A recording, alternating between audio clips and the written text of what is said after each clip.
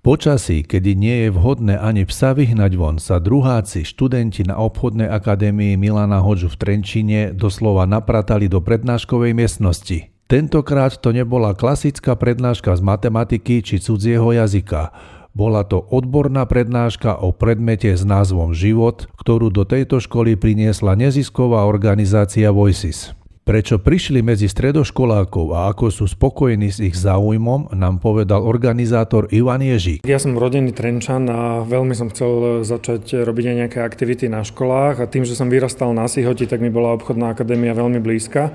No a preto sme sa rozhodli aj urobiť ten prvý malý jump práve na obchodnej akadémii. Ja si myslím, že to študentky zaujalo, že je taká rôznorodosť tých rečníkov, rečníčok, že každý si tam môže niečo vybrať. Mali sme tu ľudí, ktorí robia niečo v tej environmentálnej oblasti, niečo z kultúry, budeme mať aj niečo ľudskoprávne, takže práve v tej pestrosti ja vidím taký prínos, že každý si tam môže niečo nájsť. Rečníkmi boli úspešní mladí Trenčania, ktorí sa svojimi životnými príbehmi snažili naštartovať mladé stredoškolské auditorium.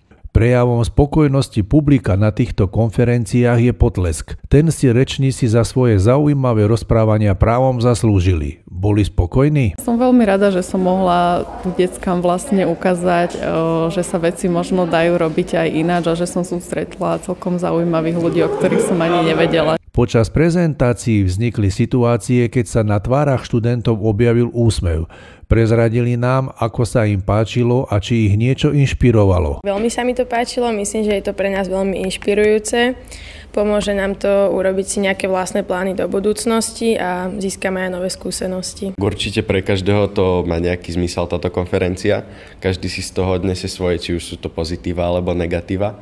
A určite je to prínosom pre takýchto mladých ľudí, aby zistili, že čo ďalej do budúcna a kam sa zameriavať. Mne sa páčila veľmi táto prednáška, určite som si zobrala nejakú inšpiráciu. Čo bolo podstatné, že vedenie školy pristúpilo na takúto formu prednášky, nám zástupkyňa riaditeľa školy povedala. Prišli sme na to, že skutočne žiaci a študenti teda nemajú takú možnosť realizovať sa v tých mimoškolských aktivitách, i keď na našej škole stále pracujú nejaké krúžky, ale nie všetci majú túto možnosť sa zúčastňovať týchto krúžkov, tak možno snáď využívajú alebo takúto formu mimo voľných aktivít a preto sme sa vlastne aj rozhodli dať im takúto možnosť spropagovať niečo iné, ako sa deje na našej škole.